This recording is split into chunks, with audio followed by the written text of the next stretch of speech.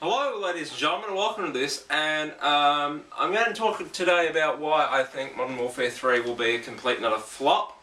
Not sales wise, but game wise, which is probably the most important thing in the game, actually being fun to play. Now the reason I think this is predominantly based on, a lot of it for me is based on personal opinion and some of it is based on fact.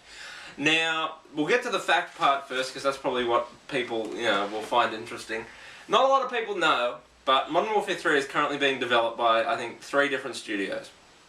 You've got your Infinity Ward, your Raven Software, Sledgehammer Games are helping out, so I suppose you could say 2 developers, and apparently some people from Treyarch are helping, so that's a lot of people. Now, they've already announced and said that it's not going to run on a different engine, so it's probably going to be Modern Warfare 2's engine. Right, there's nothing wrong with that, I'm just saying.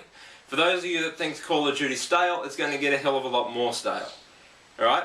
Second of all, with all these different developers, how are they going to communicate with each other using the same engine, the same source code, the same images, graphics, sound, everything? Shut the fuck up, I'm making a video, cunt!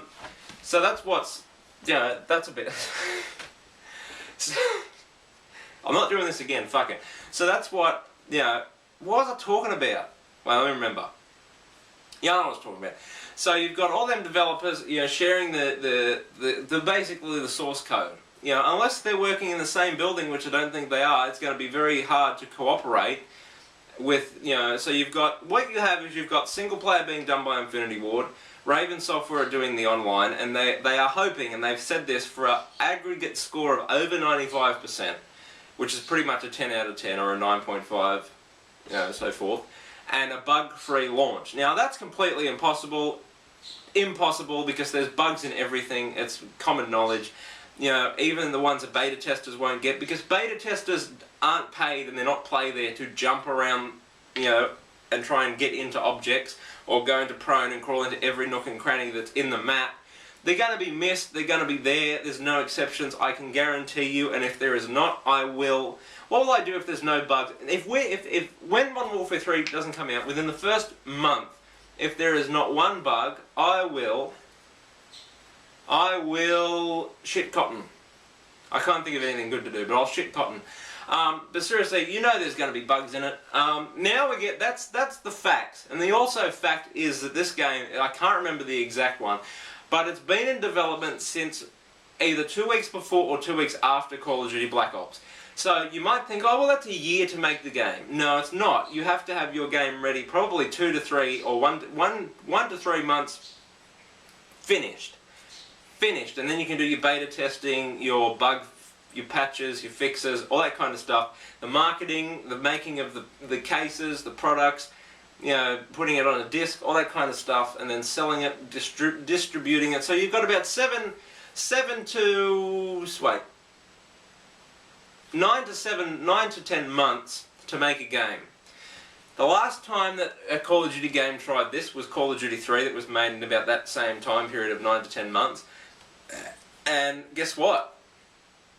A lot of people consider it the worst Call of Duty game, and that's why there has always been a lot of hate on Treyarch, because they made Call of Duty 3 in 8 to 9 months. So there you go. So that's probably going to happen with... You just can't do it. You can't make a really good game in that short amount of time. And that's not knocking, Infinity Ward or Treyarch or Raven Software. You just can't do it. I mean, look at sports games. They're the same every year because they haven't got the time to make a new engine every time and so forth. So I'm like, look at this. This is probably the exact same to NBA 2K10.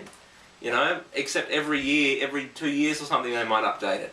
So you've already those are the facts. This is my personal opinion. Sure, Infinity Ward made a great job with Call of Duty 4. But they're not making the multiplayer.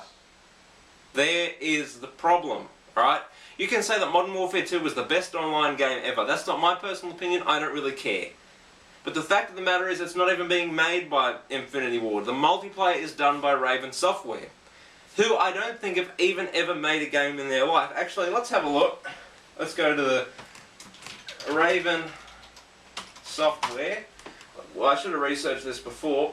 Is a leading game developer. Oh dear. Okay. Oh, I should have went to the Wikipedia page. We'll go to the Wikipedia page. We'll get there. Alright, these are the games they've made. They've made any good ones? The Star Treks, the X-Men games, Wolfenstein Singularity, and the Call of Duty Modern Warfare 3 multiplayer. I'll just leave that with you. They've never made a really good game, let alone a really good online game, and they're hoping for over 95 and no bugs? Come on. Really? Jesus. I think if it says Sledgehammer Games will assist in the development of single player, yada yada yada. So 3 different developers, and it's using the IW 4.0 engine, which I believe was the same one. Yeah, the exact same engine as the one in Modern Warfare 2. Again, there's nothing wrong with that, I don't particularly care, but for those of you who are saying that it's going to be really stale, well, it's going to be really stale. And if you think that Call of Duty is really stale, it's going to look stale, feel stale, and it's going to be stale. And what can they add? This is the problem, and I've said this for years now. If they change that Call of Duty formula to benefit people like me that are just sick and tired of Call of Duty in general, they lose. Because the people that love that platform and that method of gaming, and there's millions of them that love the Call of Duty way of playing games, will say fuck it and be gone. And then you run the very high risk of fucking it up and fucking everyone off. But if you don't do it, you know, you'll get more stale and more stale and more stale, and then more and more people won't play and like the game. That's fact. I mean, look at it's got to be a good example I can come up with at the top of my head. Look at the Guitar Hero games. They never changed, but then they were oversaturated, and now this is being oversaturated.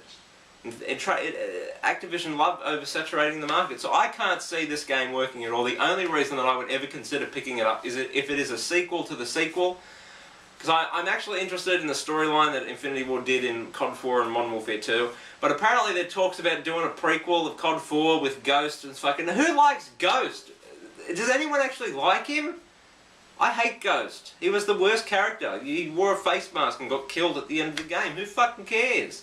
I cared more about Tavish and Captain Price. Bring them back. I didn't give a shit about, you know, Ghost, who was in a comic book. Ooh, comic book. Unbelievable. So that's my thoughts. Leave your thoughts in the comments and whatever below. Until next time, ladies and gentlemen, I'm out. Have a good one. Au revoir.